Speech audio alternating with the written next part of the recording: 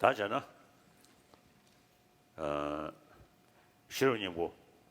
So first we will do the recitation of Heart Sutra in Japanese. 항자신쇼. 오케이. I think they may need a microphone.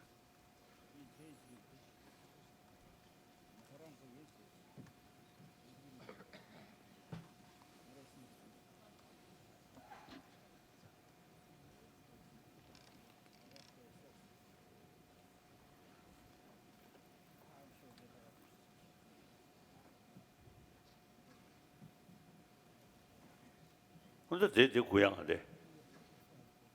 More space, not here.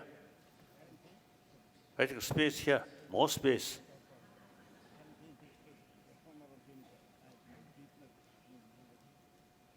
타고 있냐고요, 해나? 맨들.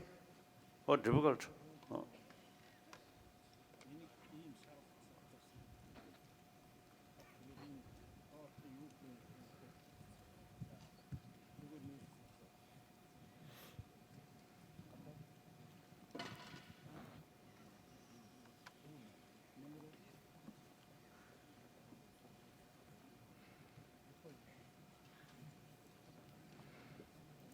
가져오다. 지체면도 그나도 갈 때면 되겠네.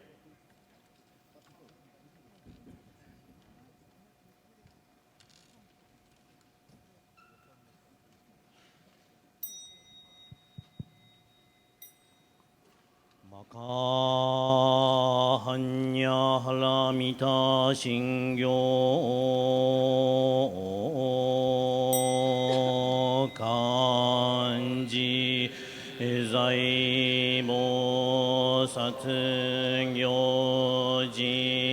자이보사트교지한야 알라미타지 쇼켄공가이크도 이사이크야크샤리시시키후이ククフイシキシキ即税クク即税式十相用式薬分尿税シャリシ税小法空想不詳不滅不空不浄不増不減税航空中無式無重創業式無限に微税子に無式証拠未速報無限界内視無意識界無無明薬無無明人内視無老死薬無老死時無苦終滅道無知薬無得意無償と公母大サタエアンヤハラミタコシムケゲムケゲコムクフオンリ祭典即行涅槃三世小仏へアンヤハラミタコトクアノクタラ三脈三宝大高知般若波羅蜜多税大人種税大名種税無常種税無行動種農場一切苦真実不公公説般若アラミタ収束節収圧ギャテギャテアラギャテハラソギャテボジソアカ般若心経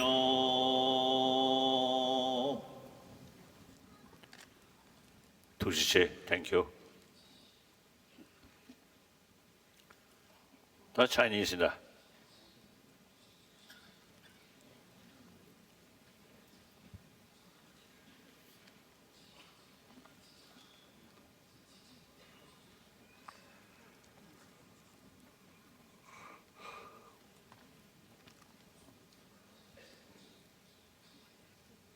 그죠? 야, 라데가 마데가 가. 오케이.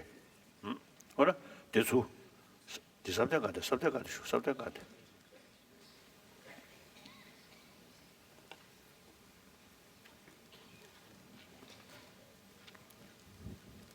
제가 누구이베? 주님 누구이베? 어이야, 어쩌지? 오지 보로미도 신지 원自在菩萨心生般若波罗蜜多时，扫界无因界故，度一切故，舍利子，舍不异空，空不异色，色即是空，空即是色，所相信是亦无如是，舍利子，是诸法空相不生不灭，不垢不净，不增不减，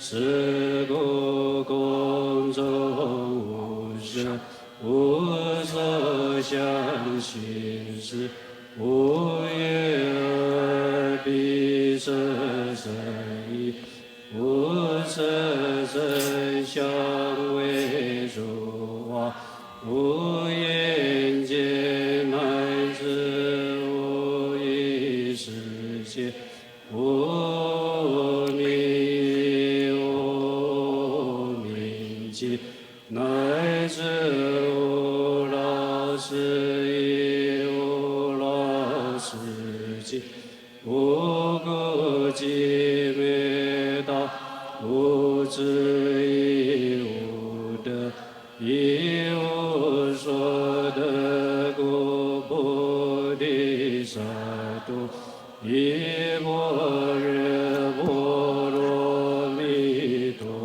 故，心无怪，无怪故，无有恐怖愿逆颠倒梦想，究竟涅槃三世诸法，亦般若波罗蜜多故，得了多罗三藐三菩提，故知般若波罗蜜多是大神咒，是大明咒，是无上咒，是无等等咒，能住一切故，真实不虚，故说波罗蜜多咒，即所说曰揭谛揭谛，波罗揭谛，波罗僧揭谛，菩提萨婆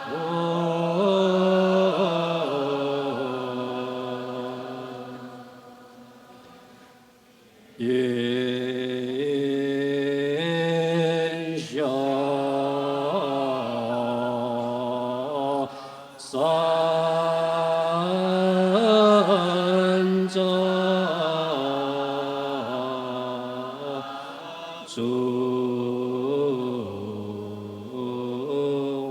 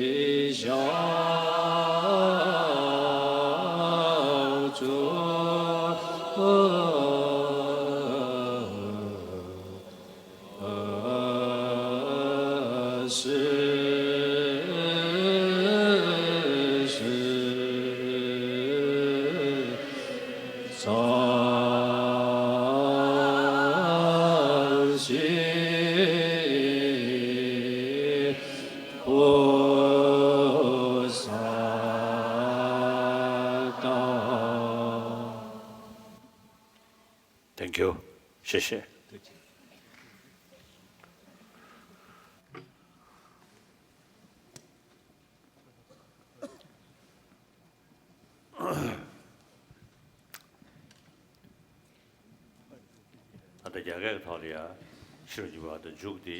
So that at the end of the lines of the Heart Sutra, in the Chinese version of the Heart Sutra, there is a very beautiful verse where they pray that may all the wisdom be prevail all over the world, and may all obstacles be clear, and may all beings engage in the practices of Bodhisattva. So this prayer is very powerful, and it covers all the three classes. And the first line, when they say is, may all the afflictions be eliminated, in Indian tradition, and when they identify the afflicted emotions and the measures to counter it, presented the parts that we discussed yesterday about shamatha and vipassana meditation. And from the non-Buddhist school, they place the main emphasis on the desires pertaining to the desire realm, or the desire focused at the five objects.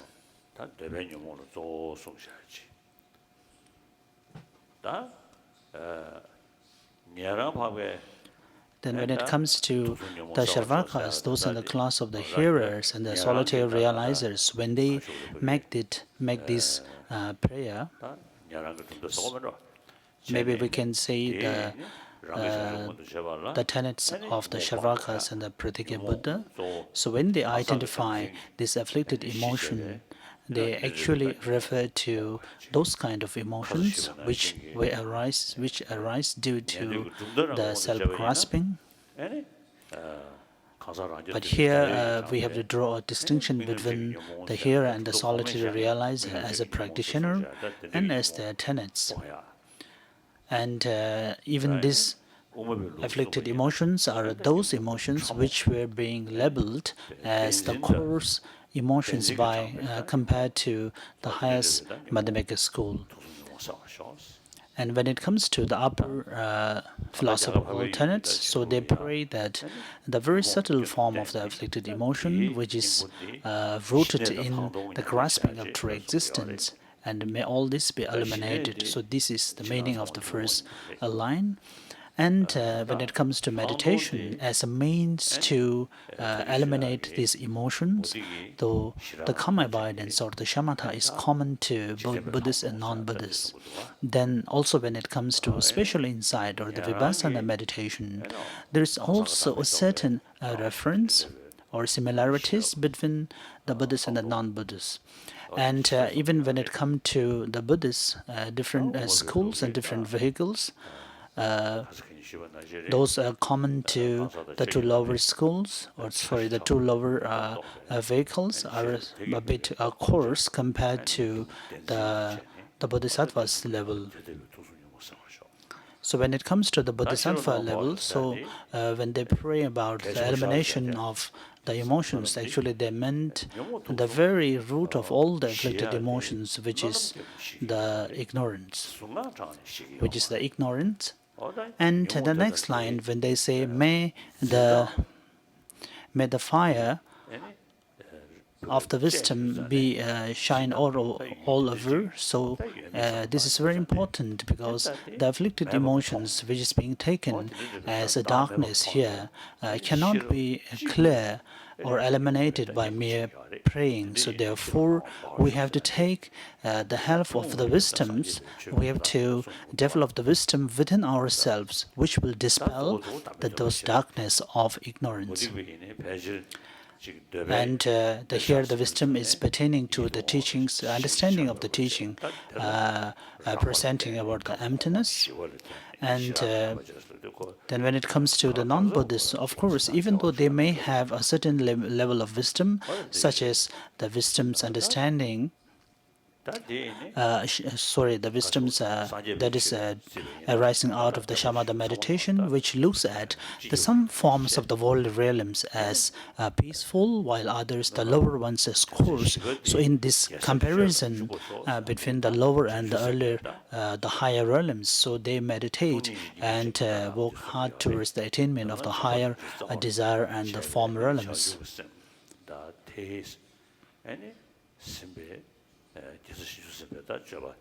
And the next line about may all beings be engaged in the practices of Bodhisattva. So this prayer is actually the highest, the form of prayer pertaining to the Bodhisattva, those in the classes of the Mahayana tradition. And I think that this prayer is very strong, even though it's only a few lines. So therefore today, at the utmost, that we all recite the Heart Sutra, the Perfection of Wisdom Sutra. And within this text, there is one verse that all the Buddhas of the past, present, and the future have also taken this path and they have become enlightened. So even the past Buddha, they have also eliminated even the imprints and the latents, but with the help of by practicing the emptiness or understanding emptiness.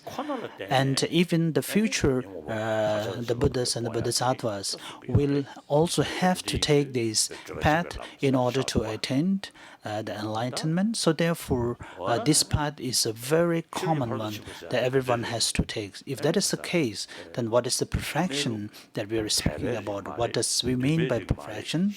And the perfection here is not a skillful means. So it is more towards the profound view. And ultimately, it is a wisdom which realizes the emptiness, the very nature, the ultimate nature of all phenomena. And at the starting of the Heart Sutra, when there is a conversation between Shariputra and Avalokiteshvara, and there is a line that all the five aggregates need to be also understood to be of empty. And these persons, the five aggregates is also being empty of inherent existence. And there is even, so in Tibetan translation, there is one word, even the five aggregates. And I think in Chinese translation, this, the term even does, seems to exist in Chinese.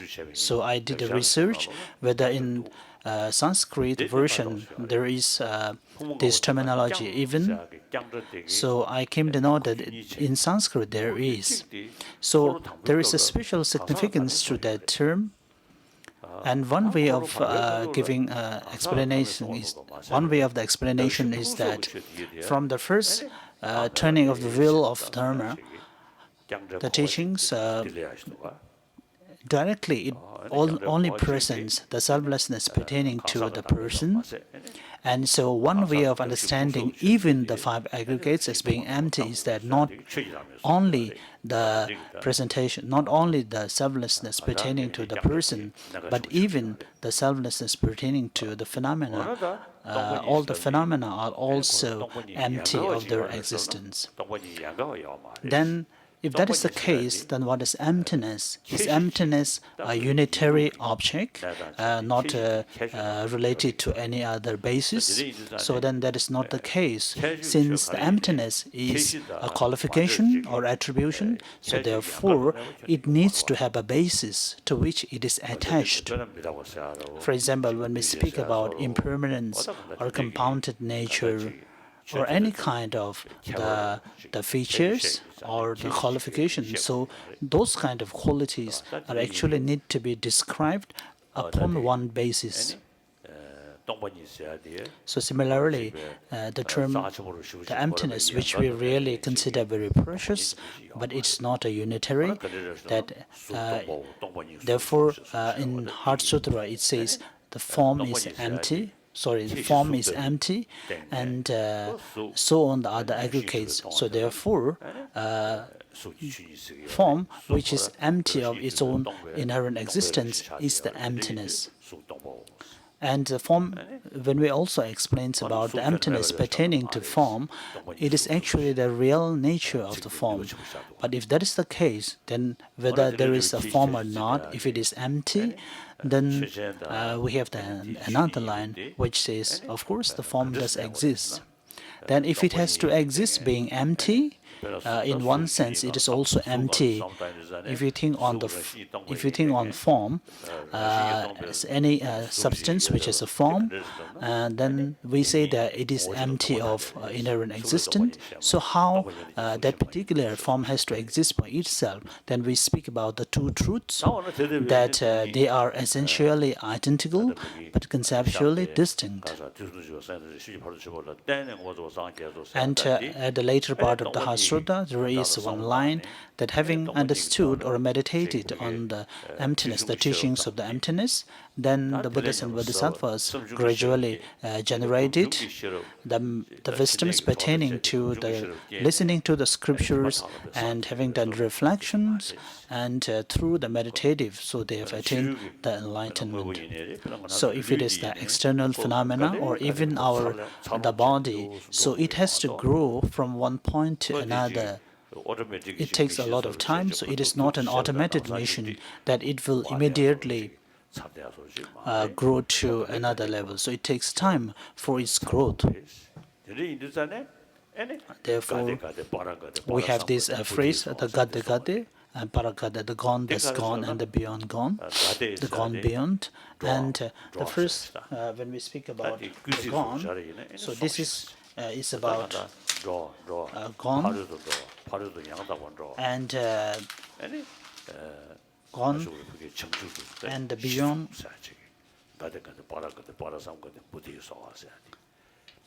And be the basis for the enlightenment. So the first vote, gate, it actually presents the path common to the preliminary paths, or before even entering the first level of path. And whether it is any kind of the path to see one's own the liberation and see a possibility to attain it, and also make a strong pledge and a commitment to attain it. So when we have such a strong commitment within ourselves, then the first we realize the first the path, which is the path of accumulation.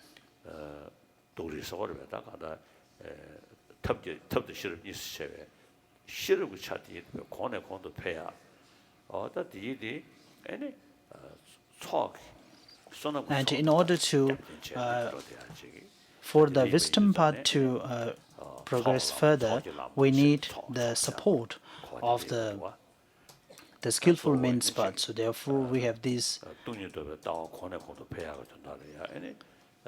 and we have a saying that the skillful means and the wisdom need to go together. And with that, so maybe even before, when we reach such a state, we might have already realized the Kamabhayatan meditation, or we might have already attained the shamatha. And after that, even though you have understood emptiness, then later when you understood the emptiness, from the perspective, the mind that understood the emptiness, when it becomes the special insight pertaining to the understanding of the emptiness, then we are moved to the next level of the path or realization, which is called the preliminary path. And here, And the name of the path is also given the preliminaries, as there's a special assistance in order to generate the next level of the path. And after that, when one realizes the emptiness directly, without any obscuration, then it is referred to as the perfection and being elevated from very far from the ordinary level. And it is also called the Aryans at elevated stage.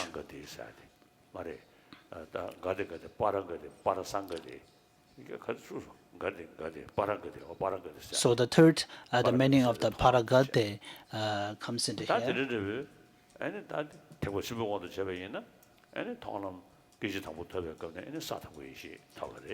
So in terms of the Mahayana traditions, when one attains the path of seeing, then it is said that we are in the first spiritual ground of the 10 spiritual ground. Then from the first level of the spiritual ground to the seventh spiritual ground, it's actually considered to be contaminated level of the spiritual ground. Then from the 8th level to the 10, it is considered to be pure or uncontaminated spiritual ground. And after that, one attains the path of normal learning or the enlightenment. And the next level, after once attained the path of seeing, is then the next path is the path of meditation, the meditative path. And this is the entire meaning of Parasamgade. And once we have already gradually progressed, come through these 4 paths, and then we will attain the 5th, which is the path of normal learning. And when you recite this mantra coming from the perfection of wisdom, we have to do a very strong reflection within ourselves and focus at the afflicted emotions within us, and to see that we have actually make a very strong start, make a very good start to try to give a shape to it.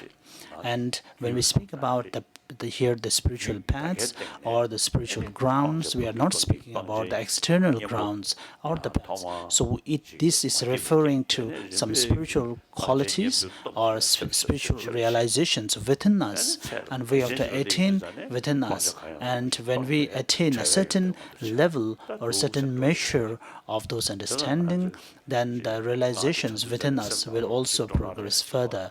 And as soon as we recite this mantra with those understanding as your background, then we will feel really rejoiced and proud.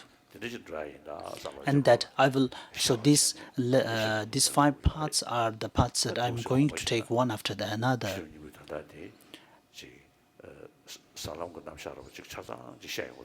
And the perfection of the Wisdom Heart Sutra also presents the whole picture of the path in a very summarized way. And those who are, all of us who are the follower of the Mahayana tradition, and as also being a follower of Nagarjuna, we all recite this perfection of wisdom sutra, and especially this Heart Sutra, and also there are many sutras such as Diamond Cutting Sutra, and so on. The very extensive and brief ones. And this Heart Sutra is kind of quite a brief, one of the brief sutra. And the most condensed or the single syllable perfection of the Wisdom Sutra is the single syllable A. In English, we may have to translate as no.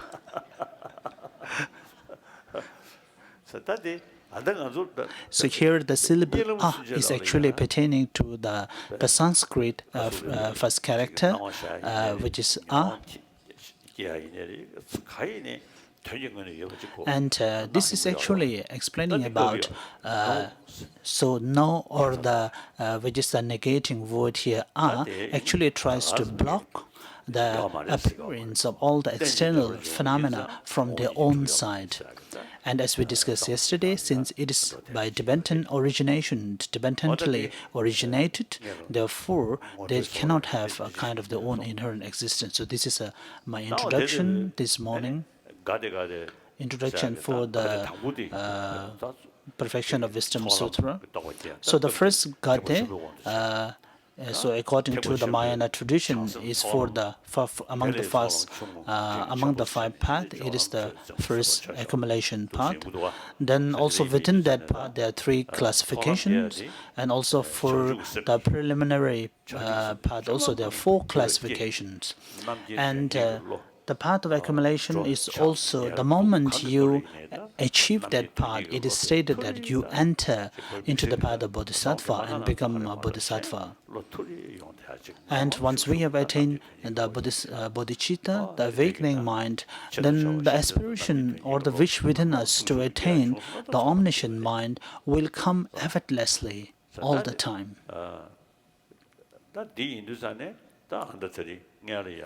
So therefore today, first we will take the Bodhisattva vow, the aspirational Bodhisattva vow, and after that, and how to train in the practices of Bodhisattva, and we will take the actual Bodhisattva vow. So in order to do that,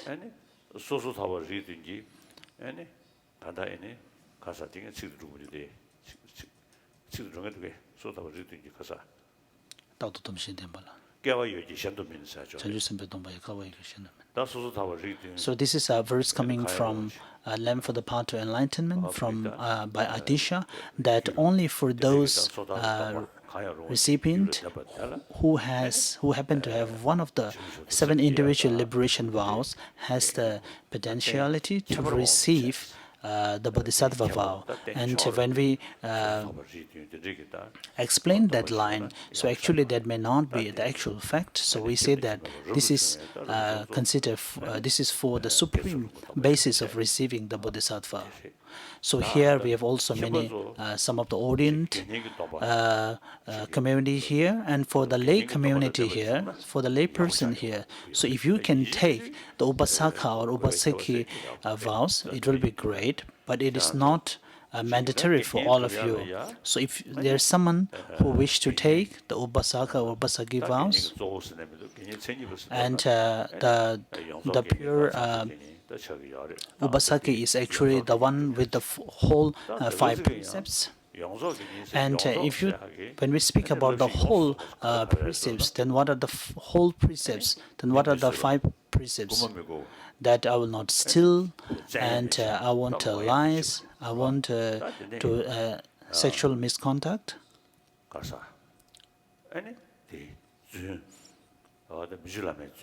and not telling lies and not killing. So these are the 5 precepts. Of course, if you kill a human, so whether you are Upasaka or not, whether you take the vow or not, so you have to go to jail. So this is the law of the land.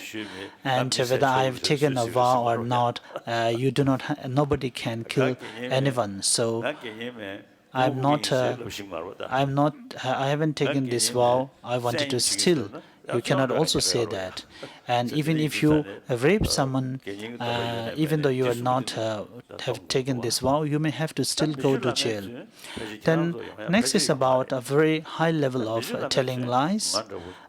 This may not come to you. So this is something that may come to me as a master who sits on a great throne and pretend to be something more than what I actually.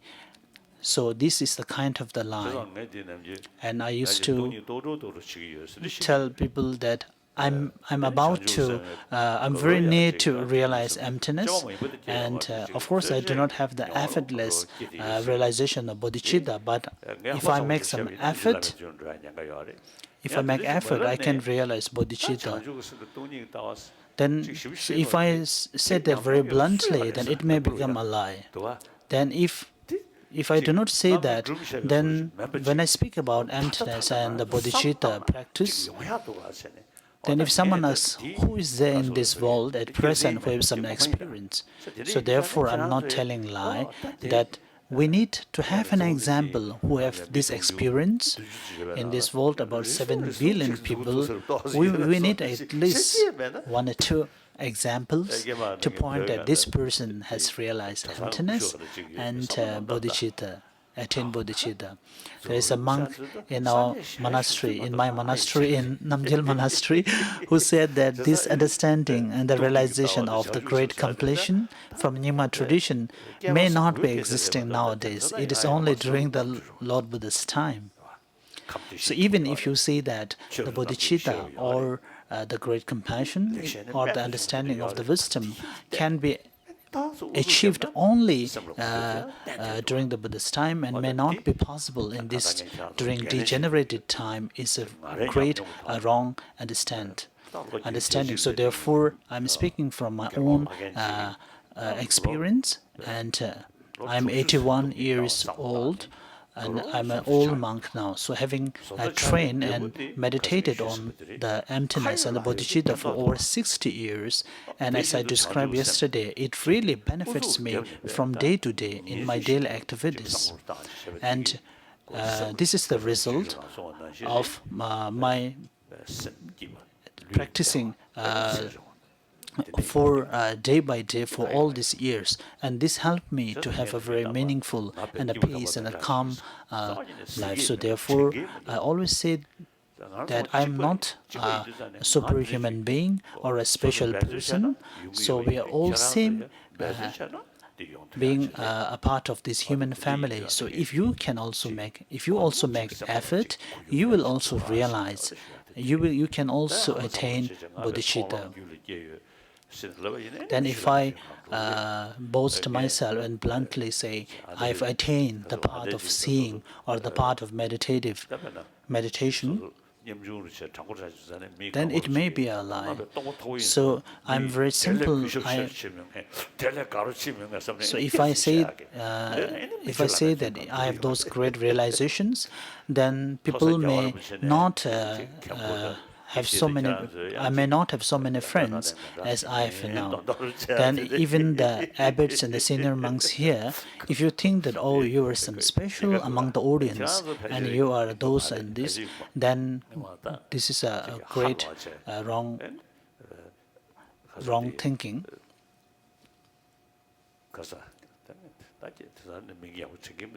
I do not remember the name clearly, and I've taken the Bodhisattva vow. I've taken the Bodhisattva vow from His Holiness in Osaka, and now I'm a Bodhisattva. So if you claim that, then that's really not the right way of practice. And I also explain quite a lot about emptiness, and if you gain even a little bit of understanding, then you cannot claim to have completely understood the emptiness. So this kind of life, there is not much risk for all of you. So the only thing, the precept that you have to take, which may be of little bit uncomfort for all of you, is the taking alcohol. And maybe in Japan it's a bit different. In European countries, so they have a huge they used to drink a lot of alcohol, so that is the society by itself. So I have a story to tell. In Dharamsala, during one of the villager, an old man went to see Ling Rinpoche, and he said that I wanted to become an upasaka and take the layman's vow. And Ling Rinpoche started the ritual, and Ling Rinpoche told him that you cannot drink alcohol. Then the old man says that I cannot really stop drinking. And Ling Rinpoche was really very skillful, and Ling Rinpoche says, even if you cannot completely stop it, but you should not drink until you are drunk. So just take some sip here and there sometimes. So some of you who want to take the whole 5 precepts, And but then if you think that if you are not comfortable with respect to the precepts pertaining to non-drinking, then don't drink until you are drunk. And it will also help to save a part of your purse, your money. So the Osaka, which hold the 5 precepts, is the supreme of the Upasakas. So actually, there's also a vow for only for 1 day, for 24 hours, but this is not here, so not this one. So this is to be taken for the lifetime.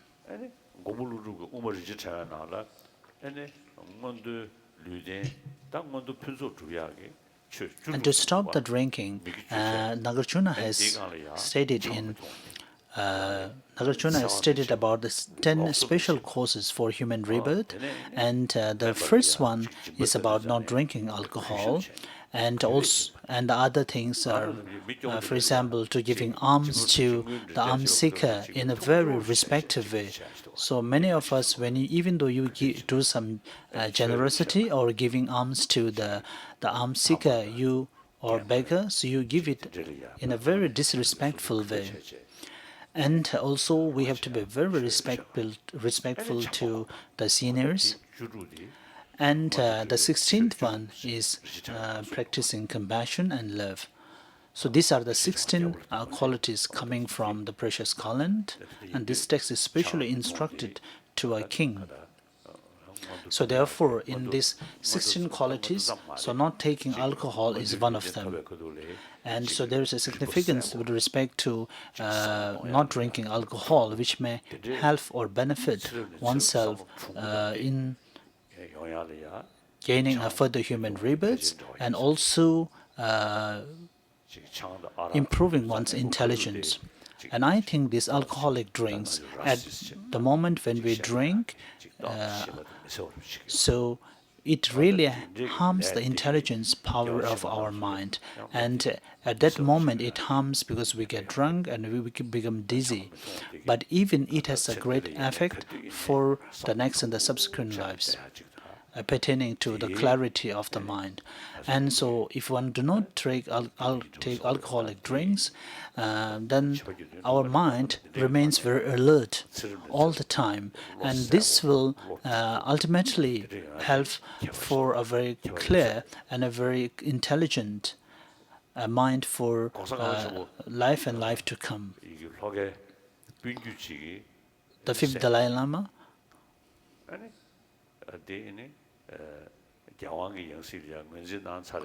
so he is from one of the families in the one part of Lhasa, and when he was recognized as the reincarnation of the previous Dalai Lama, and he was ordained in the Drepung monastery, and he was offered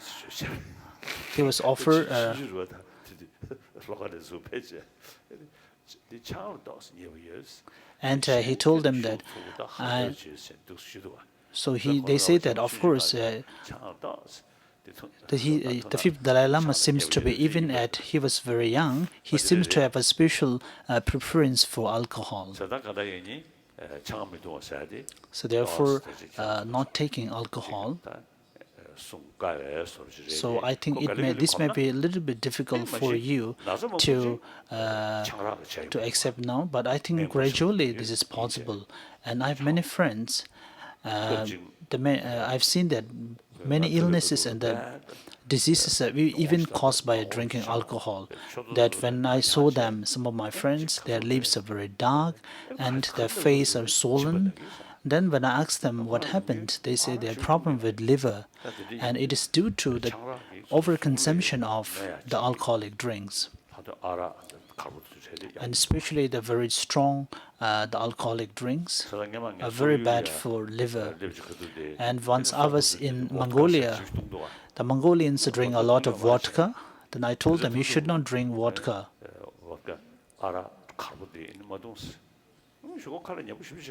And they are very obedient, and many of them have stopped taking vodka. And instead of the vodka, you can drink the horse milk. And nowadays they drink a lot of that milk. And recently, some of the Mongolians seems to be very obese, and I think that they may have some blood pressure. So do not eat too much meat. So you must try to eat more vegetables. And I think that you're also paying attention to it, and which is very good. And this may be one of the precepts, but ultimately it is a part of our hygienic practices. Most of the illnesses are actually coming through our behavior and what we eat. So therefore, you have to pledge and make a commitment that you will uphold these 5 precepts. So in this hall, is how many are there who want to take this vow? Please raise your hand. Oh yeah. That is, yeah. So those who wish to take this vow, so it may not be convenient to stand up and do prostration. So just sitting on your chair with folded hands, looking at the Buddha's statue, and consideration that the real Buddha is there. So fold your hands 3 times as you are doing the real prostration. So 3 times. Then considering me as since I am the preceptor, so the preceptor master, so protest to me also 3 times. Oh yeah. That's enough.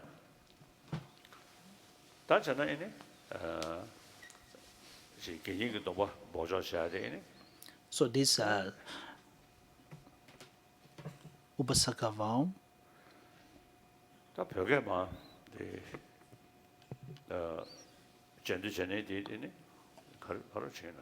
So should you repeat the Tibetan, or so since the translators were there, I think should be fine.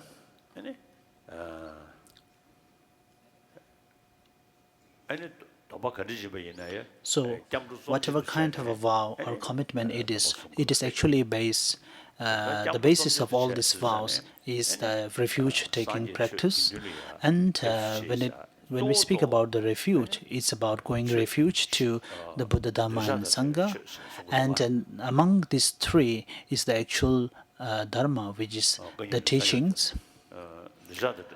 In general, we have reference the Buddha, who is the supreme of all the human beings, and the teachings.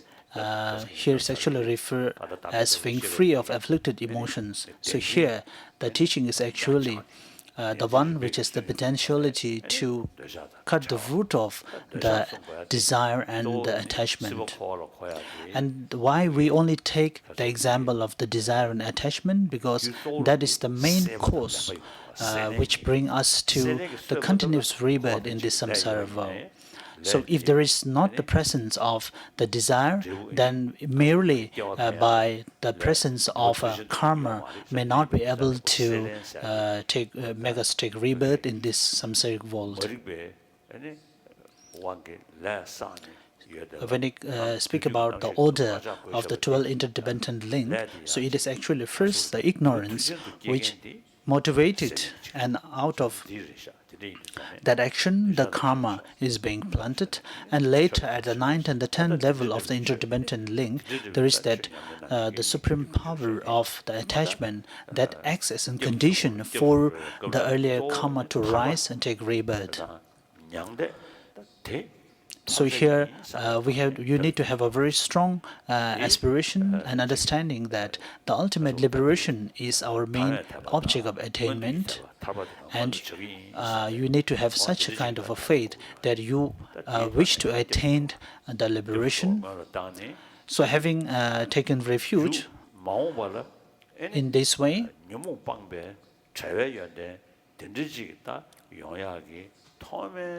and you have to build the foundation in such a way that later in future we can attain the ultimate state of enlightenment.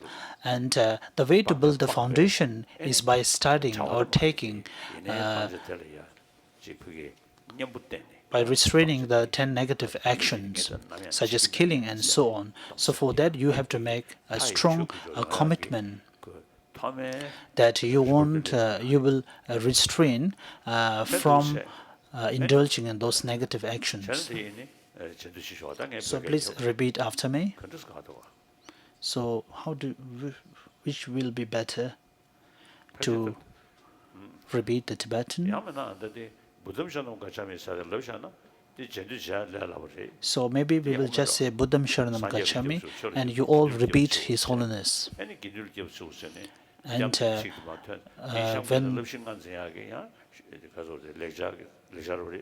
later, when I do not know the Pali word of the actual ritual, so that maybe you can listen to the individual translators.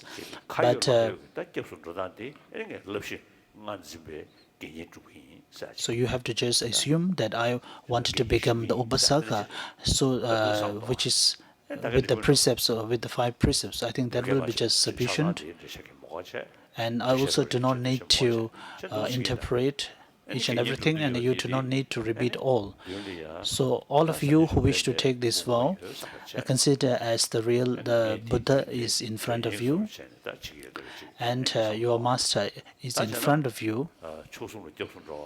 So with refuge to all the Buddhas and Bodhisattvas reciting in the 10 directions and strong aspiration that you will attain the liberation. For that sake, and I'm going for refuge to the Buddha, Dhamma and Sangha. And in 400 verses, we say that first we have to abolish the 10 negative actions and so on.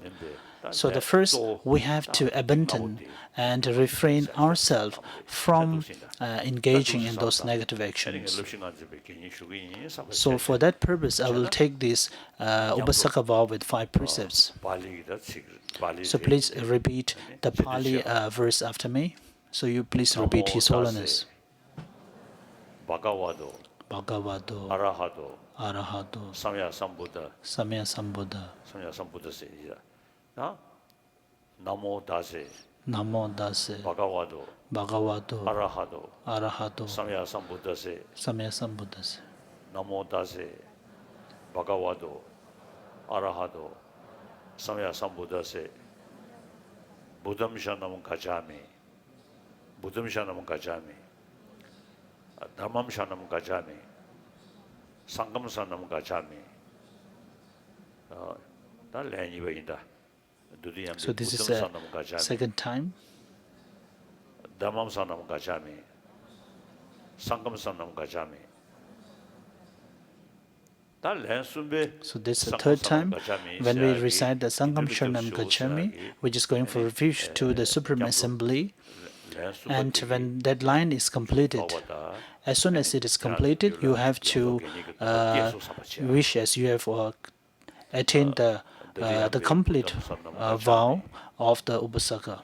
So please repeat. Dhammam Sharanam Gacchami, Sangham Sharanam Gacchami.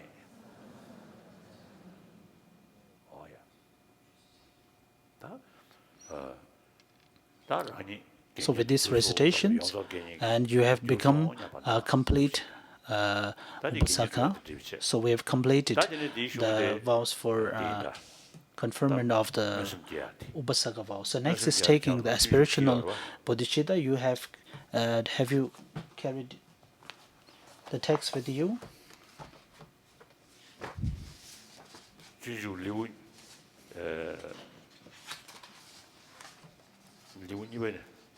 From the second chapter of the Shantideva's text.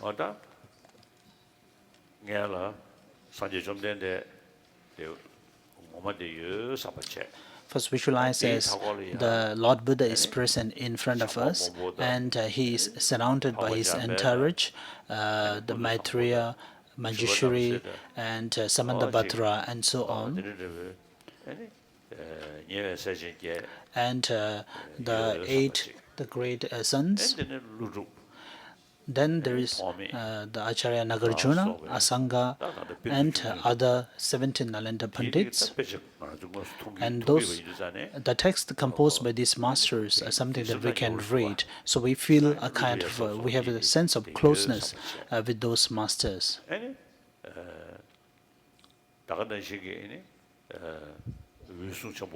And also the Mahakashapa, and the other the regions of the Buddha.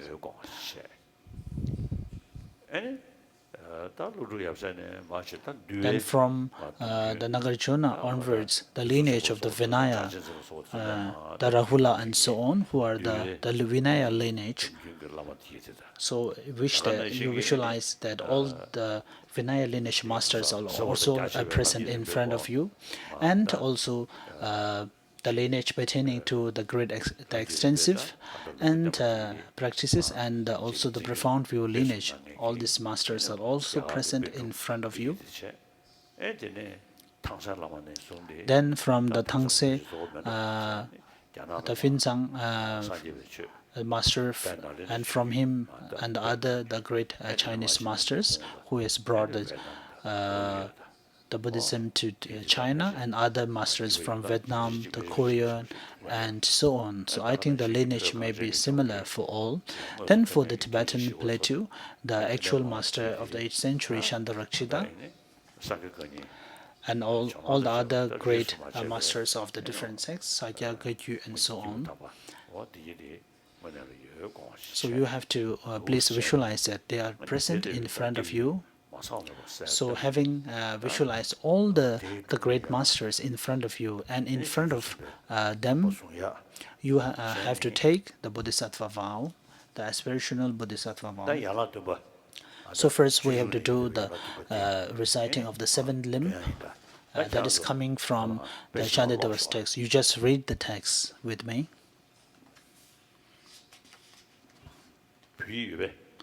Do you have the Tibetan?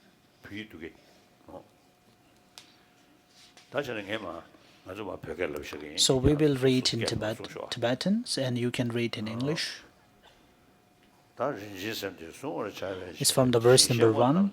In order to seize that precious mind, I offer now to the Tathagatas, to the sacred Dharma, the standard jewel, and to the sons of Buddha, the oceans of excellence, whatever flowers and the fruits there are, and whatever kinds of medicine, whatever jewels exist in this world, and whatever clean, refreshing waters, likewise gem entrusted mountains, forest groups, quiet and joyful places, heavenly trees bedecked with flowers, and trees with fruit, laden branches, fragrance of celestial realms, incense-wishing trees and jewel trees, uncultivated herbs, and all ornaments that are worthy to be offered, lakes and the pools adorned with lotuses, and the beautiful cry of wild geese, everything unowned within the limitless spheres of space. Creating these things in my mind, I offer them to the Supreme Beings, the Buddha, as well as their sons, compassionate ones. Think kindly of me and accept these offerings of mine. Having no merit, I am destitute, and I have no other gifts to offer. Protectors, you who think of helping others by your power, accept this for my sake. Eternally shall I offer all my bodies to the conquerors and their sons. Please accept me, your supreme heroes. Respectfully shall I be your subject. Through being completely under your care, I shall benefit all with no fears of conditioned existence. I shall perfectly transcend my previous evils, and in the future shall commit no more. To very sweetly scented bathing chambers with brilliantly sparkling crystal floors, and execute pillars ablaze with gems, having canopies above aglow with pearls. I beseech the Tathagatas and their sons to come and bathe their bodies, from many jeweled vases filled with water scented and anticing to the accompaniment of music and song.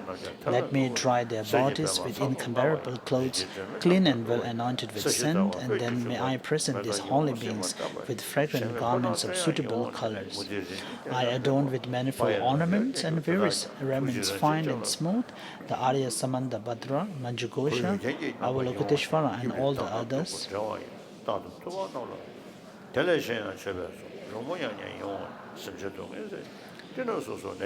Verse number 20, and in addition may a mass of offerings resounding with sweet and pleasing music, like clouds that appease the misery of all, each remain for as long as necessary. And may a continuous rain of flowers and precious gems descend upon the reliquaries and the statues, and upon all the jewels of Dharma. In the same way as Manjushri and others have made offerings to the conquerors, similarly do I bestow gifts upon the Tathagatas, the protectors, their sons and all. I glorify the oceans of excellence with limitless verses of harmonious praise. May these clouds of gentle eulogy constantly ascend to their presence. With bodies as numerous as all the atoms within the universe, I prostrate to all the Buddhas of three times, the Dharma and the Supreme Community. Likewise, I prostrate to all reliquaries, to the basis of an awakening mind, to all learned abbots and masters, and to all the noble practitioners. I seek refuge in all Buddhas until I possess the essence of awakening. Likewise, I seek refuge in Dharma and in the assembly of Bodhisattva.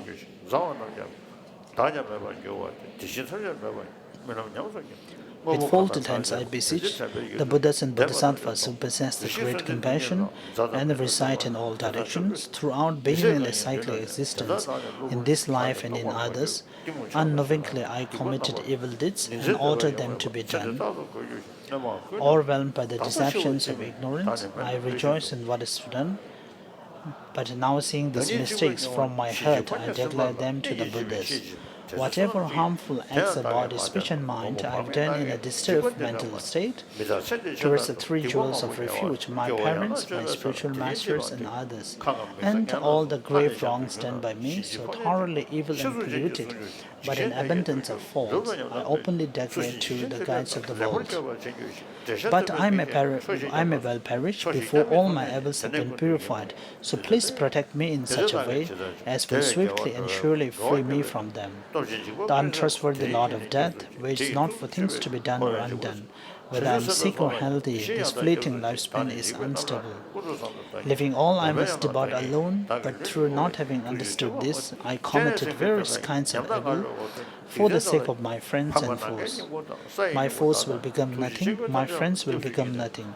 I too will become nothing, likewise all will become nothing. Just like a dream experience, whatever things I enjoy will become a memory. What is past will not be seen again. Even within this brief life, many friends and foes have passed, but whatever unbearable evil I committed for them remains ahead of me. Thereby, through not being realized that I shall certainly vanish, I committed so much evil out of ignorance, lust, and hate. Remaining neither day or night, life is always slipping by and never getting any longer. Why will death not come to one like me?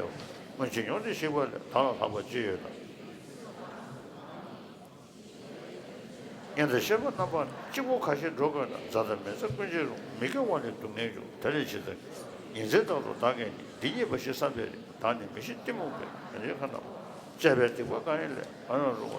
While I am lying in bed, although surrounded by my friends and relatives, the feeling of life being severed will not experienced by me alone. When seized by the messengers of death, what benefit with friends and relatives afford?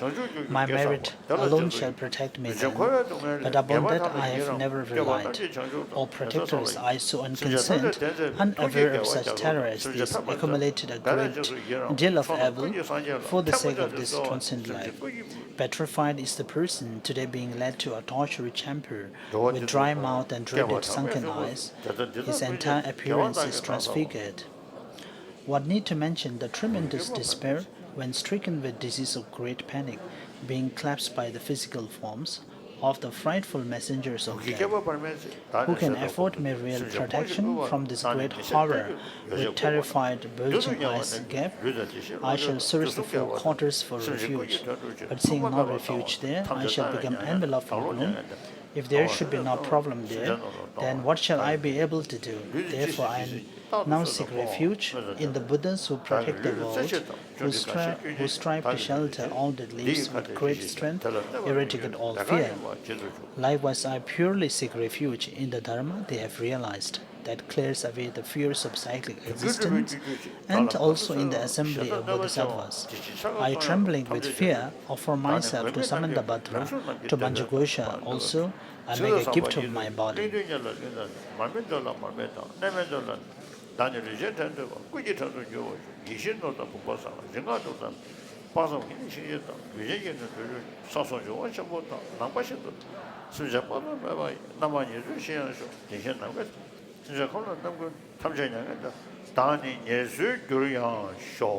in chapter number 3, verse number 21. Just like the space and the great elements such as earth may always support the life of all the boundless creatures, and until they pass away from pain may also be the source of life for all the realms of varying beings that reach unto the ends of space.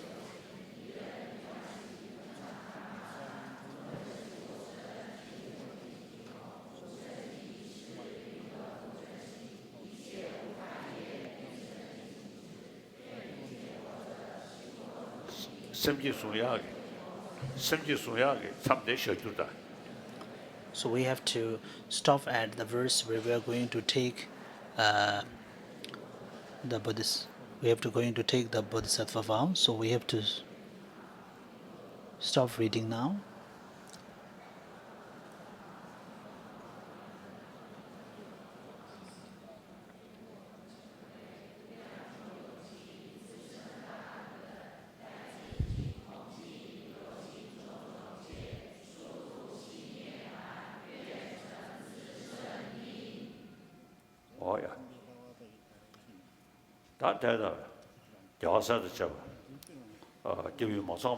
So having visualized all the Buddhas and Bodhisattvas in front of us, and we have supplicated them through the seven limb prayer.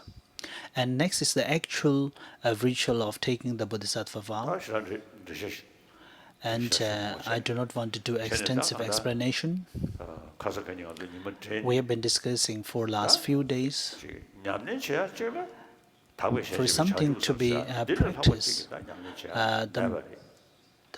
the supreme among all of this is the bodhicitta.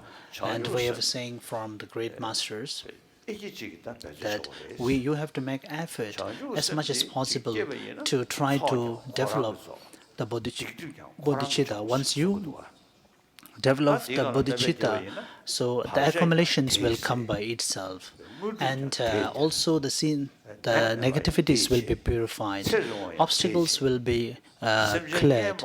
You will also have a long life. Your lifespan will be extended. You will have more friends. You will have more. So if you have more friends, of course, if you are in a problem, then people may even offer you some money.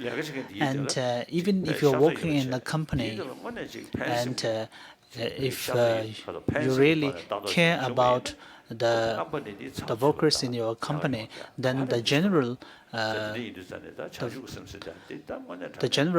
work of the company will be also better. Then company will be more successful. So therefore, we have to strive very hard to develop such a kind of mind, and also have to think that there is no other mind which is equal to this. And we have taken the human rebirth, and also we have received the teachings of Buddha, and within those teachings we have also received the Nalanda tradition. And today we have also received the teaching on Shantideva's text, Guide to the Bodhisattva Way of Life, and which is the supreme among the texts that presents about the bodhicitta and its benefits. And we are all very fortunate having achieved such opportunity. So today, in front of all the Buddhas and Bodhisattvas, you have to make a strong pledge that from now onwards, I will never harm anyone else. So I will work hard as much as possible and try as level my best not to inflict any harm on other people. And for the benefit of all the sentient beings, I will work hard to attain enlightenment. So with such a motivation in place, we have to take the Bodhisattva vow. This is verse number 23, and I will read the Tibetan. So if you listen to your radio, so you will receive the relevant translation. So we are in the verse number 23. So these two verses we will recite 3 times. Just wait, just wait.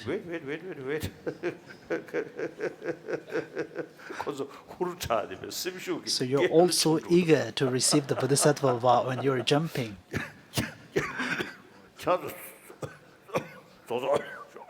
So please kneel on your knees if possible. So Ramesh, you do not need to do it.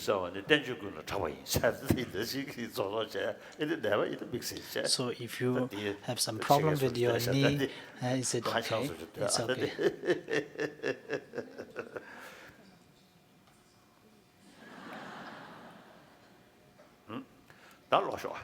So now read, just as the previous Sukhadas gave birth to an awakening mind, and just as they successfully dwelled in the Bodhisattva practice, likewise for the sake of all that lives, do I give birth to an awakening mind, and likewise shall I too successfully follow the practices. Just as the previous Sukhadas gave birth to an awakening mind, and just as they successfully dwell in the Bodhisattva practices, likewise for the sake of all that lives, do I give birth to an awakening mind, and likewise shall I too successfully follow the practices. Just as the previous Sukhadas gave birth to an awakening mind, and just as they successfully dwell in the Bodhisattva practices, likewise for the sake of all that lives, do I give birth to an awakening mind. Successfully follow the practices.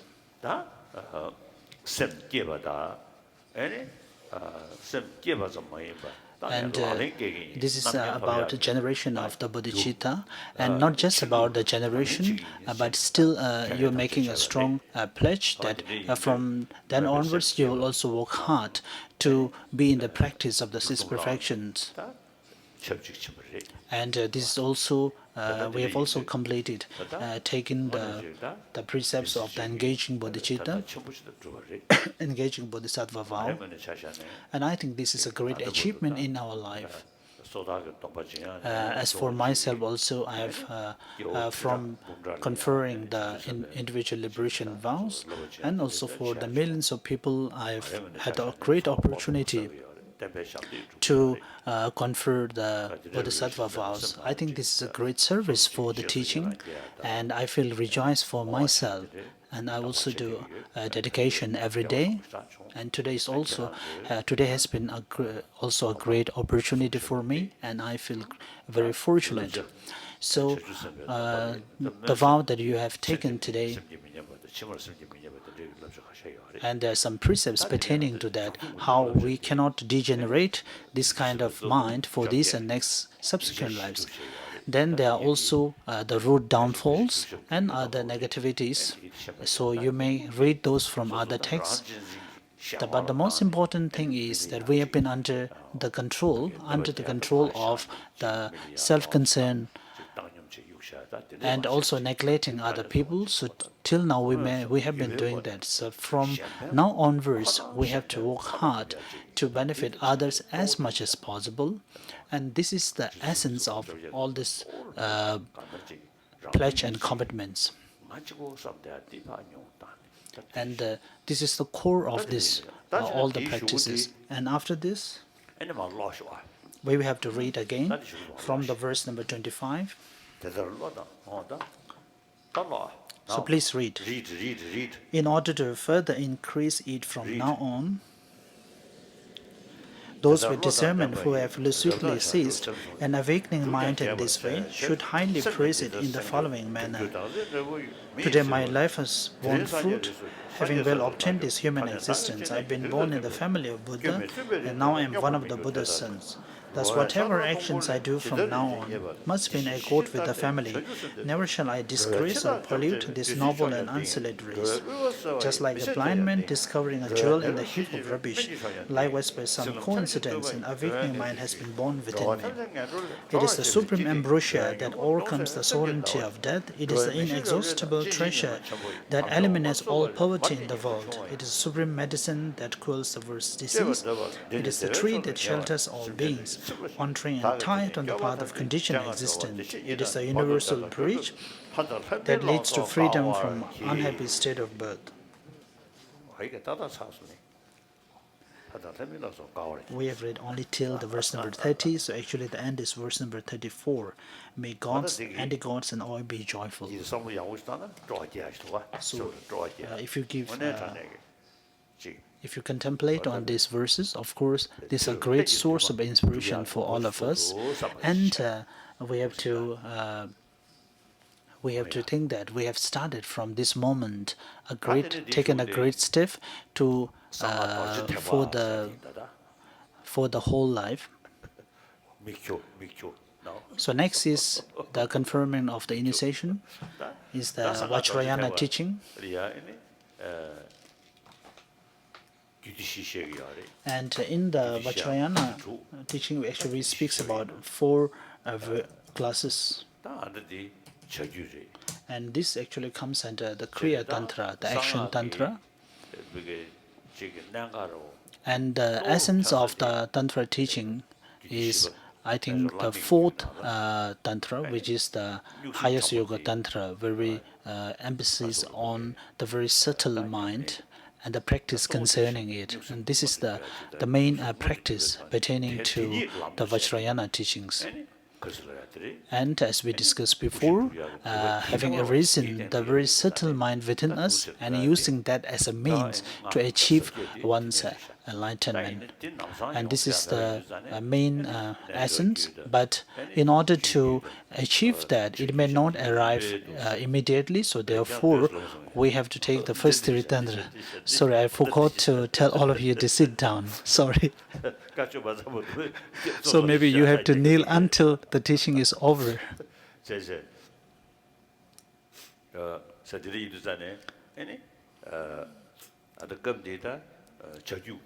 And this permission is a part of the Kriya Tantra, the action Tantra. And due to the different mental dispositions of the students, so there are so many different deities, and this is a blessing coming from Manjushri, which is the wisdom, the god of wisdom. In order to practice the Buddhist teaching in general, and especially those coming from Nalinda tradition, the wisdom is very important because we need to increase the intensity of our wisdom, and the investigative nature of the mind has to improve in order to really study those texts. And for that, as a means to increase and improve those memory and our wisdom, so there are many means, and one of the means is to take these permissions. And as for myself also, I've also used to take the initiations pertaining to Manjushri, and I've also stayed in retreat. And at that time, I also realized that within a few months, it seems that my memory is getting better. Some of the sadhanas, if once I follow clearly, it seems that even we can realize an improvement in our memory within few weeks. So therefore, I think there is definitely a difference. There will be a difference if we take the sadhanas coming from Manjushri sadhanas, and the present one is the praise. So this is actually the praise renowned as accomplished in the Ganglama praise. And this praise is actually a very blessed one. I have received this oral transmission from Kunulamba Rinpoche. And this is also the part of the general recitation in Drebung. I have also received the oral transmission from Tato Rinpoche.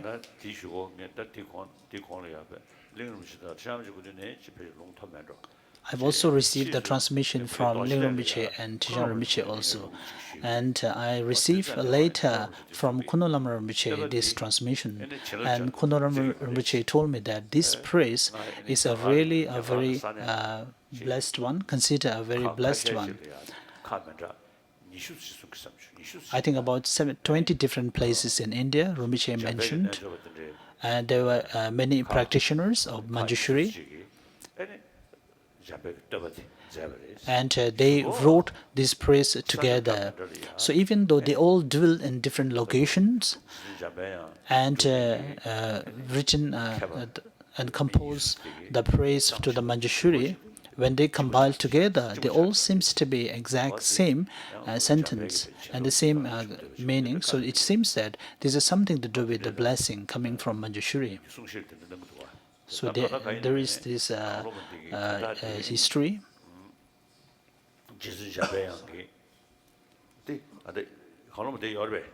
Do you have the praise?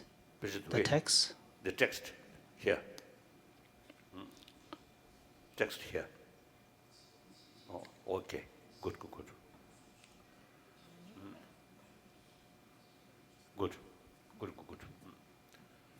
저는 어디 지수 잡아야기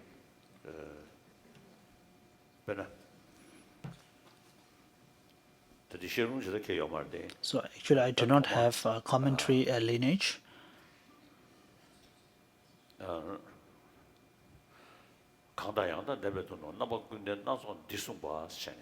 As the Nagarjuna praised in the Abhisamaya Alamkara that having attained the great omniscient mind, the Buddha preaches the teaching depending upon the different mental dispositions of the students. So his teachings are actually very accordingly to the needs of these students. And this is one of the supreme ways to the benefit the sentient beings, and as they have taken the awakening mind. So the main cause and which make the Lord Buddha being such a supreme teacher is the omniscient mind within him. So the first line, you whose intelligence shines forth as the sun, unclouded by the delusions or the traces of ignorance. And the next, who holds to your heart a scriptural text symbolic of seeing all things as they are. So this, the second line is actually speaks about the realizations pertaining, one's quality pertaining to realization. And the first line speaks about the magnificent qualities of Buddha pertaining to abandonment of the afflicted emotions. So it is being represented by the text that Manjushri is holding, who teaches in 60 ways with the loving compassion of a mother for her only son, to all creatures caught in the prison of samsara. And as we have the similar line coming from Dignaka, the Dhammakriti in the second chapter, that the Buddha teaches for all the sentient beings having understood the actual nature of all his teaching. And here the similar reference is that the base way to the benefit all the beings, and among the many activities that Buddha accomplished, but his miraculous activities pertaining to teaching is the supreme one among all of that.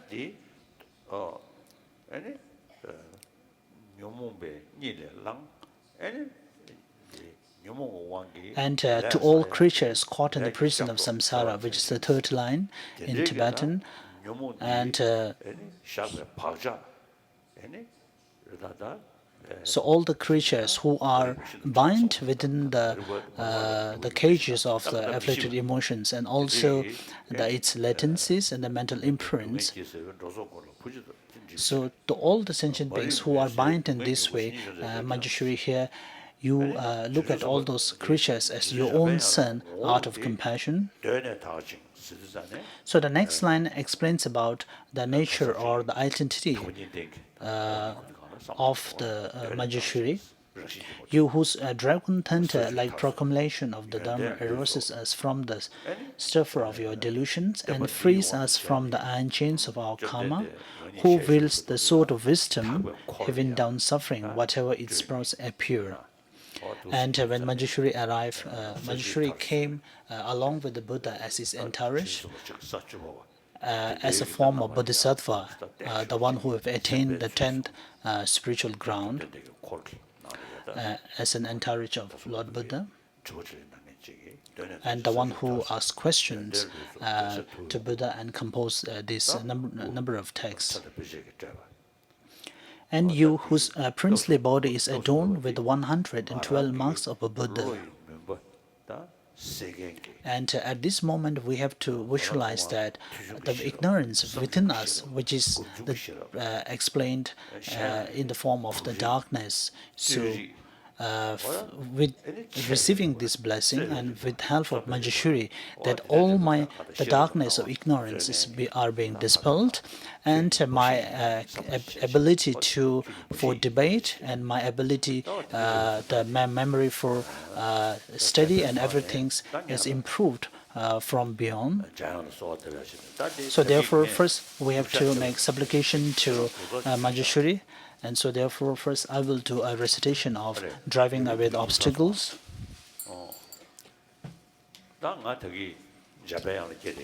And I have I've already aroused myself in the form of the Manjushri in the form of Arabhaza. And visualize this in front of there is a Manjushri present in front of you, similar to that is being presented on the tanka here. And do not visualize it's just a single Buddha here, but consider the Manjushri as an essence of all the wisdoms of the Buddhas combined together. And so visualize the Manjushri as an embodiment of all the wisdoms of Buddhas.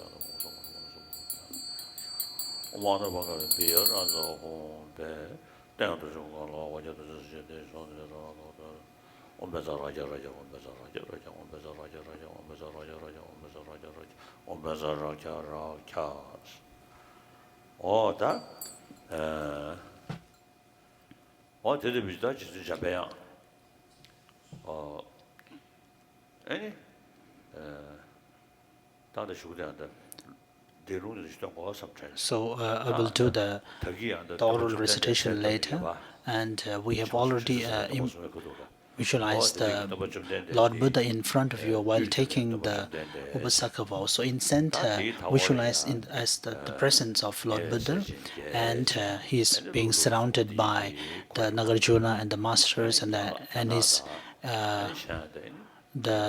the eight great sons, and also the great lineage masters from the old traditions from Tibet and other countries. So visualize in front of you all the great masters, and at this moment in front of the Buddha's in front of Buddha, visualize a form of Manjushri, as I've described before, who is by nature the wisdom.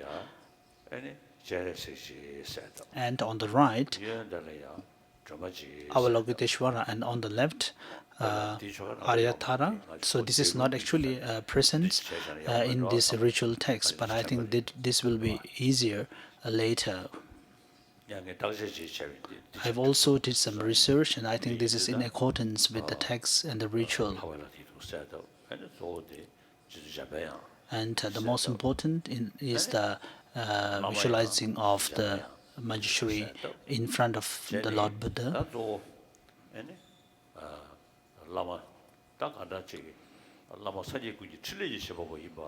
And as we usually said here, the Vajra Master, who is the embodiment of all the activities, the noble activities of the Buddhas, and I think this is true.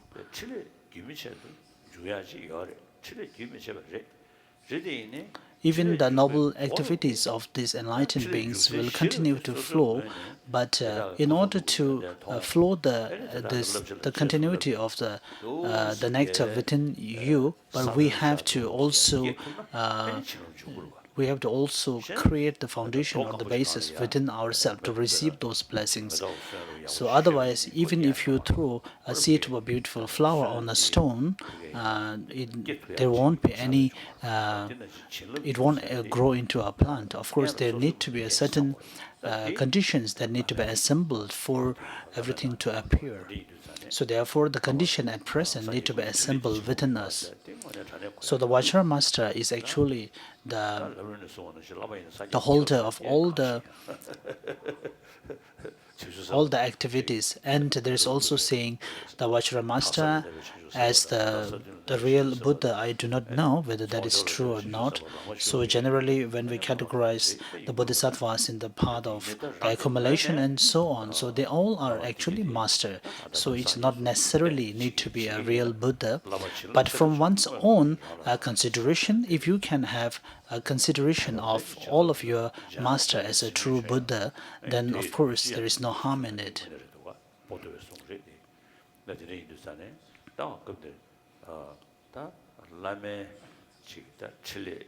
And here, in order to receive the blessing from one's master, so here the blessing in the terms of the introductions or the teaching explanation that is being done by the master, and to receive that blessing, so we need to have a huge faith and respect to one's master. And the students need to offer the mandala and recite the 7-leaf prayer 3 times. So just visualize. Do you have the 7-limb prayer?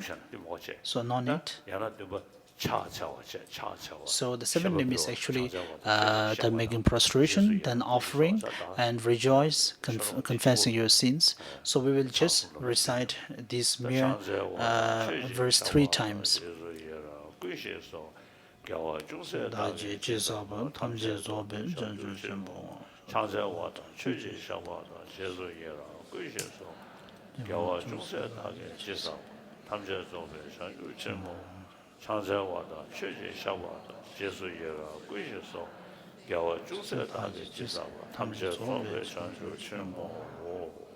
So I now dedicate all this for full awakening.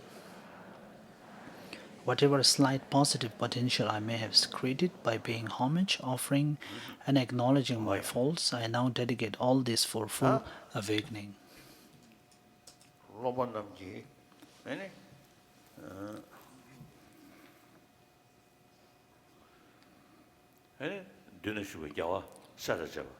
So all the Buddhas and Bodhisattvas that are present in front of you, and in the center, the Buddha Shakyamuni, and the 8 great sons, and especially as of now, the Manjushri, which is in front of you.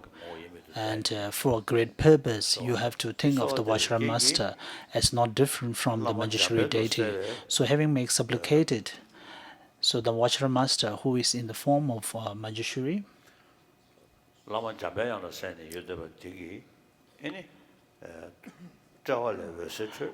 a beam of light arose from the forehead of the Master, and and also make offerings to all the Buddhas and Bodhisattvas present. And all the Buddhas and Bodhisattvas present, they are very pleased, having pleased them. And all the blessings pertaining to their physical body is being transformed and dissolve into your Vajra Guru, who is in the form of Manjushri.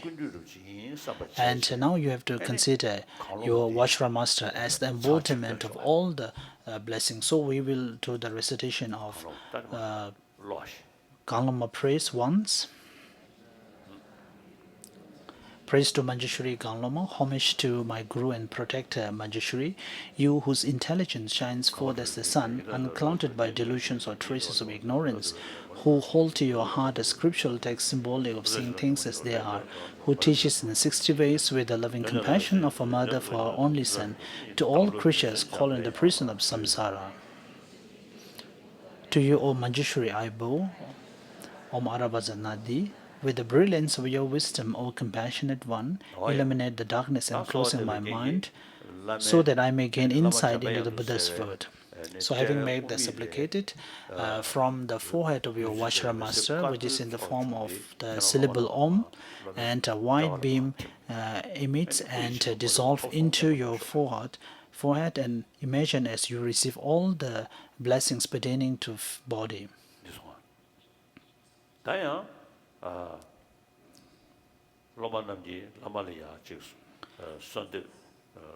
Now again, having the students, the disciples making supplication to the Master, and from the neck point, the light emits and make offerings to all the present Buddhas and Bodhisattvas, and all the blessings in the form of their speech is being dissolved into the Vajra Master, which is in the form of the Manjushri now.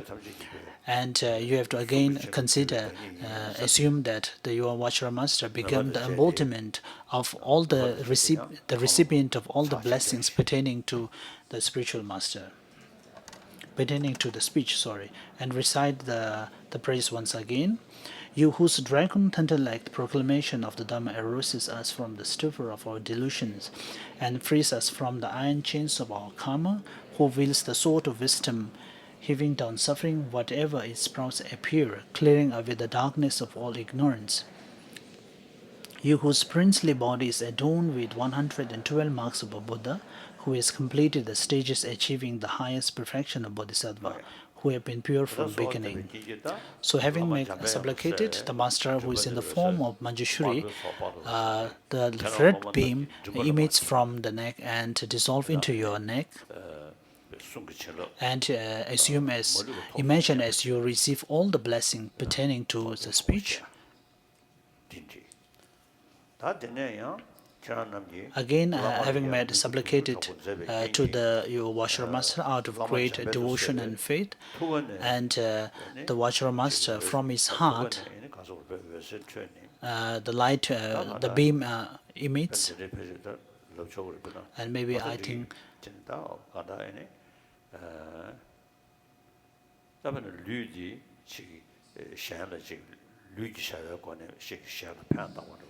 so being service to other people by your physical body, or even just merely by your expression.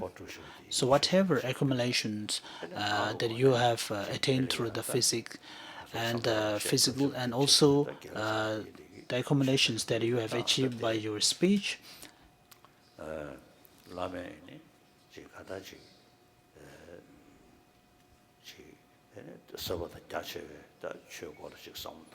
And all the meditations and the concentrations that your Vajra Master have done about the profound and the extensive teachings.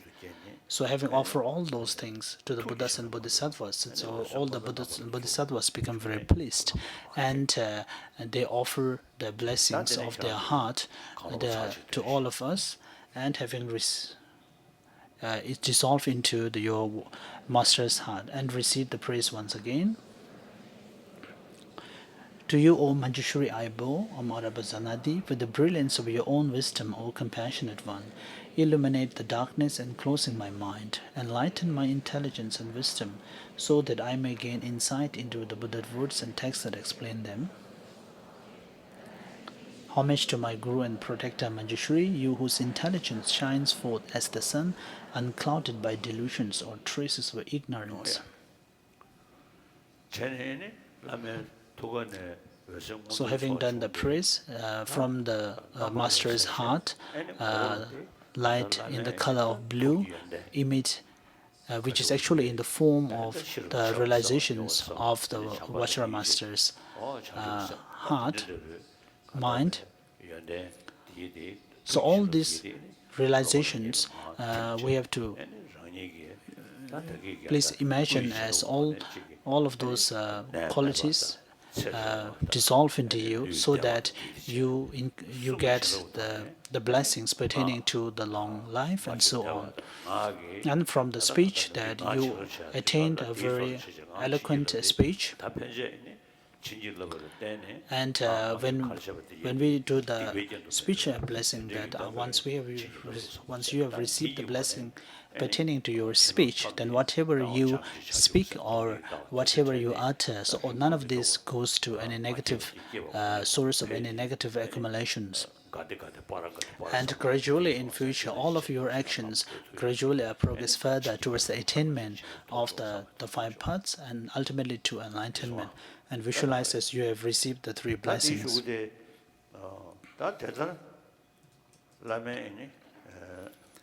And after this,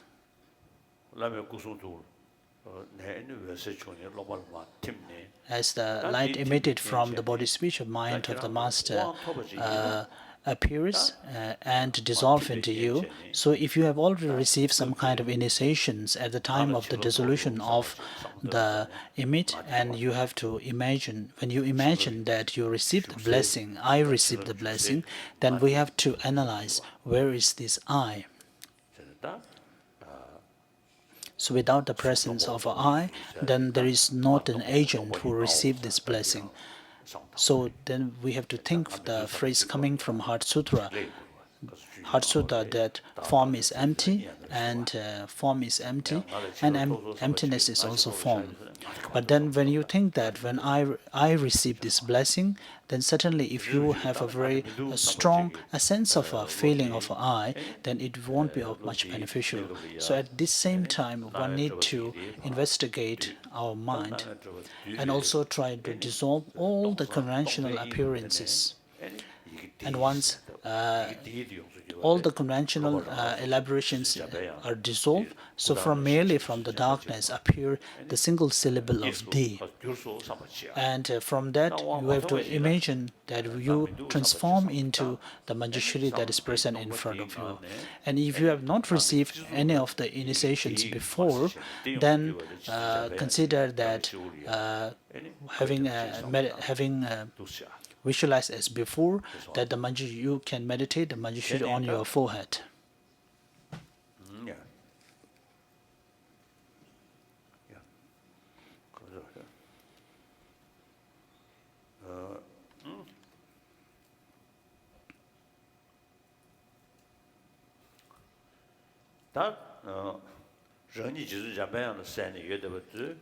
So since you are sorry, you are in the form of Manjushri, and the Manjushri is first there is the digs of the the lotus disc, then there is the moon disc, and so on. So if you think about the 5 syllable, that is Arabazana Di, then if you also take the first syllable, that is Om, so then we have to think about the will with 6 different spokes, and 3 in the front and the 3 at the back.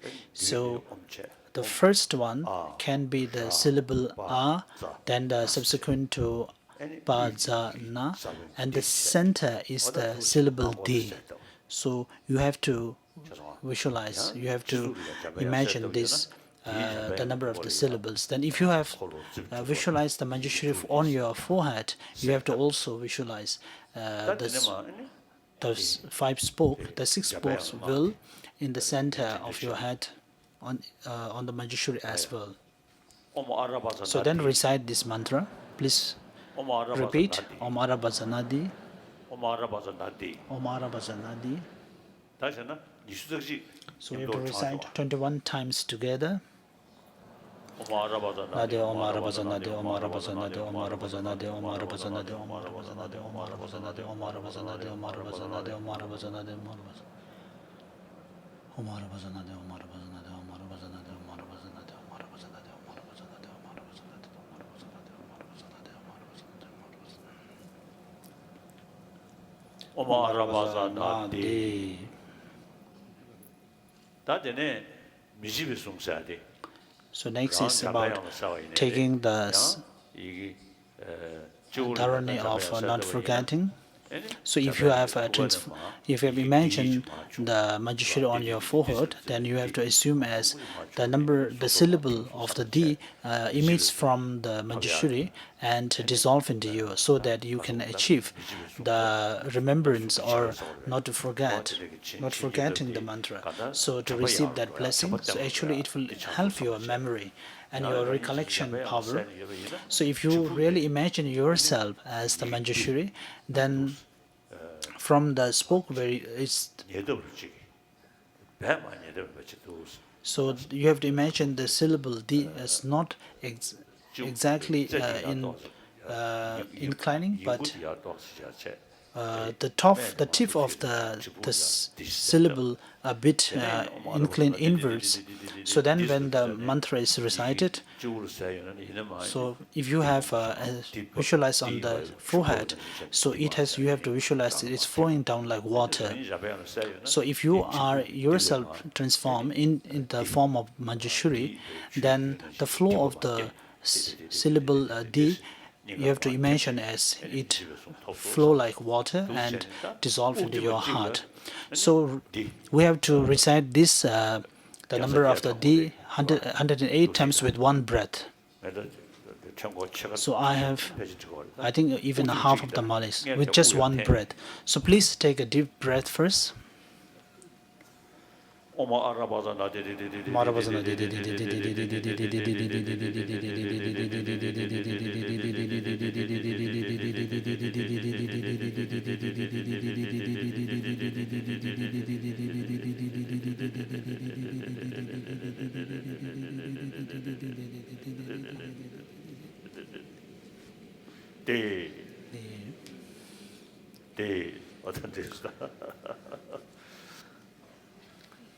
다디 any 닝글라데 여데베 데 가서 콜로 집 주고. So the 6 spoke will that is at your heart are all dissolved into your heart, which is dissolved into the form of syllable D within your heart. And I think that's all. And if you have imagine on the head, then you have to imagine as the whole Manjushri dissolves into you. And here completes the Manjushri's permission.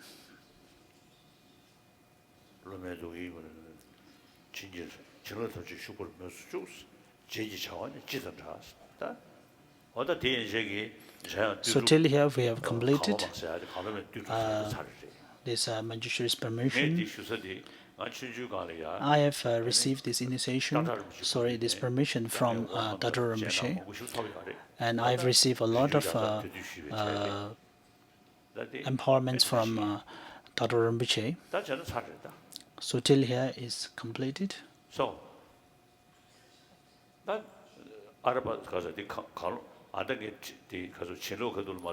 So as I explained now during the blessings, the confirmer of the blessings, that in front of you the Manjushri, and then during the recitation of the praise, whether it can be 1, 3, or 7 times, then do prayers and supplication, and after that recite the Arabhaja, the mantra, Manjushri mantra. Or if it is only the 5 syllable, then you can think in the same way, and also about the flow of the syllable in the form of the water and dissolving within you. And ultimately, we have to assume that if you have imagine yourself as the Manjushri in your heart, then all this dissolve into the single syllable D, which ultimately dissolve into you. And this is again a condition for you to improve your memory and intelligence. But the primary cause is to study further and read the text and do more investigation. So till here completes our teaching for this time. I think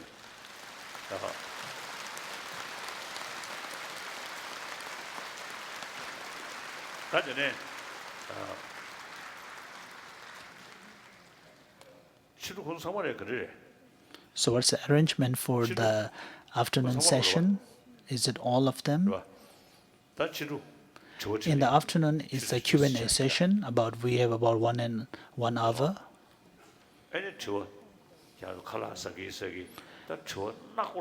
So while having your lunch, you can prepare your questions, very tough questions.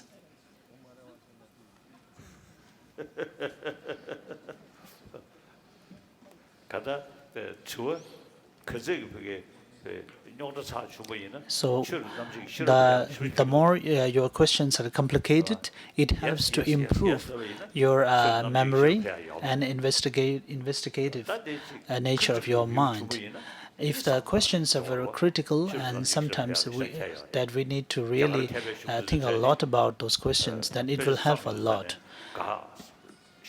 The Indian masters, when they compose texts, actually they do 3 broad headings. First, refuting other system, then presenting one's own system, then also preventing critics to speak. So also they take a lot of the views of the other people. So therefore, that is the first, the view, the first outline, where they present a lot of the assertions coming from different opponents, and investigate that and further refute all those fallible views, then presents one's own system. Then having placed one's own system, then if more arguments arrive, then they also negate all those arguments.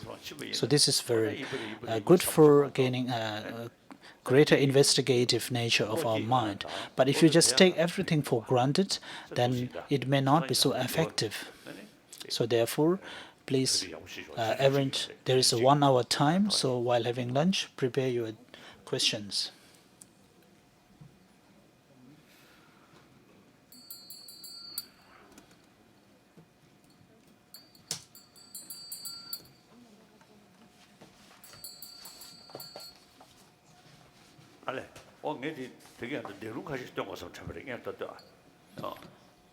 So it's not yet done.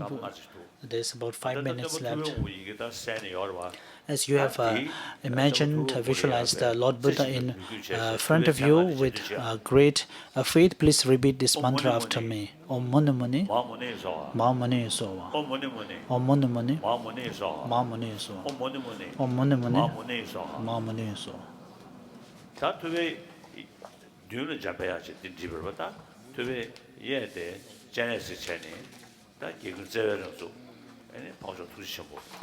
So in the front we have the Manjushri, and on the side the Avalokiteshvara. So please repeat this Mani mantra. Om Mani Padme Hum. Om Mani Padme Hum. Om Mani Padme Hum. Om Mani Padme Hum. And the next is on the left there is the Aryatare. So it's the goddess of the activities. So we have the realization, then the compassion, which is the Avalokiteshvara. So generally we have And at this time we take the Aryatara, which is the god of the noble activities. And according to the Guya Samaja, when we count the 32 deities, and Tara is counted as one of them, as due to the health of one's the moment or the energy. So therefore, it is the Tara is considered as the supreme of the purity of the moment or the energy. So therefore, considered as visualizing the Tara on the left side. Please recite this. Om Tare Tudare. Om Tare Tudare. Ture So. Om Tare Tudare. Ture So. So it's complete here.